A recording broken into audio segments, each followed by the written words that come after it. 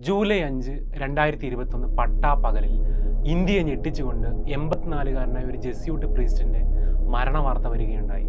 Father Stan സ്വാമി. ഓർമ്മ കാണും, നമ്മളെല്ലാം മറന്നും കാണും. അവകാശങ്ങളെക്കുറിച്ച് ബോധവാന്മാരായ ഇന്ത്യക്കാർ ഒരിക്കലും മറന്നു പോകാൻ പാടില്ലാത്ത സ്റ്റേറ്റ് സ്പോൺസേർഡ് കൊലപാതകമായിട്ടാണ് സ്റ്റാൻ സ്വാമിയുടെ മരണം രേഖപ്പെടുത്തപ്പെടേണ്ടത്. ആദിവാസി ദളിത് അവകാശ പ്രവർത്തകനായിരുന്ന ഫാദർ സ്റ്റാൻ സ്വാമിയെ NIA UAPAയുടെ പരിധിയിലാണ് അറസ്റ്റ് ചെയ്യുന്നത്.